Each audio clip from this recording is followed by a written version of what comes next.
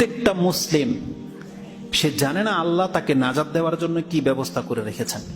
এই হাদিসের শেষ একটা কথা আছে, ধরে নেন আপনি নামাজও পড়েছেন, পাপও করেছেন, ফেসেও গেলেন, জাহান্নামে ফেলে দিল আল্লাহ আপনাকে। জানেন নাজাতের আরেকটা ব্যবস্থা আল্লাহ রেখেছেন। সুবহানাল্লাহ। যেই দিন কারো বাঁচার মতো আর কিছুই থাকবে না, পাপ টাপ নেকিটেকি সব শেষ, এখন পাপের কারণে জাহান্নামে জ্বলবেন, আল্লাহ একটা সময় কেন যেন আল্লাহর দয়া চলে আসবে। কেন? ইন্নাহু হুয়াল গফুরুর রহিম, কারণ আল্লাহ হচ্ছেন ক্ষমাশীল এবং দয়াবান। যখন আল্লাহ দেখবে যে আমার কিছু বান্দারা জাহান্নামে জ্বলতেছে, ফারাদাল্লাহু রাহমাতা মান আরাদা মিন আহলিন নার, জাহান্নামীদের উপরে আল্লাহর একটা দয়া চলে আসবে এবং আল্লাহ বলবেন ফেরেশতাদেরকে, আমারাহুল মালাইকা, আল্লাহ ফেরেশতাদেরকে বলবে আখরিজুহু মান কানা ইয়াবুদুল্লাহ ফিদ দুনিয়া।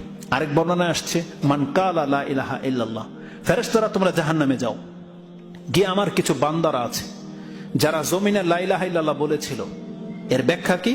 মান কানা ইয়াবুদুল্লাহ, যারা জমিনে আমার ইবাদত করেছিল। দেখেন পাপের কারণে জাহান্নামে গেছে, কিন্তু ইবাদত করেছিল। ইবাদতটা কি? নামাজ আদায় করেছে। তাদেরকে এক কাজ করো, যাও আমার দয়াতে এখন এদেরকে জাহান্নাম থেকে বের করে নিয়ে আসো। এদেরকে কি করো? জাহান্নাম থেকে বের করে নিয়ে আসো। ফেরেশতারা বলবে কাইফা ইয়ারিফুনাহুম মান কানা ইয়াবুদুল্লাহ আও মান ক্বালা লা ইলাহা ইল্লাল্লাহ, আল্লাহ কি করে চিনা যাবে কারা তোমার ইবাদত করেছেন এবং কারা লা ইলাহা ইল্লাল্লাহ বলেছিল? আল্লাহ এটা কি করে চিনা যাবে? কারণ জাহান্নাম তো প্রত্যেকটা জ্বালিয়ে তাদেরকে কয়লা করে ফেলছে।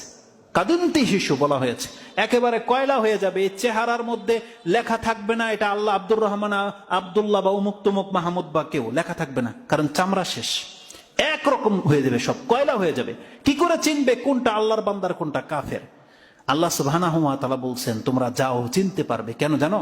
ইন্নাল্লাহা হাররামা আলান নার আন তাকুলা মিন ইবনে আদম আসার সুজুদ, আল্লাহ বলছেন আমি জাহান্নামের আগুনের উপরে হারাম করে দিয়েছি, ও আদম সন্তানকে জ্বালিয়ে কয়লা তো করতে পারবে, কিন্তু যেই জায়গাগুলোতে সেজদা করা হয়েছিল আমার বান্দার সেজদার জায়গাগুলো আগুন খাওয়ার ক্ষমতা রাখে না। আসারে সুজুদ, তুমি আমার বান্দাদের সেজদার চিহ্ন দেখে দেখে বুঝতে পারবা যে এই লোকটা হচ্ছে আমার বান্দা, এই দুনিয়াতে সে ইবাদত করেছিল। এই হলো লা ইলাহা ইল্লাল্লাহ বলা ব্যক্তি। কি কারণে? আসারে সুজুদ। এখন আপনি কি বলেন তো দেখি, আপনার হাত, আপনার কপাল, আপনার পা, এগুলো কি আল্লাহকে সেজদা কি করেছিল কিনা? 7টা অঙ্গ, 7টা অঙ্গ আল্লাহকে সেজদা করে না? কয়টা অঙ্গ? 7টা।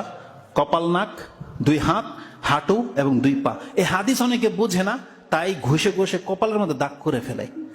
এখানে চেহারার দাগের কথা বলা হয় নাই,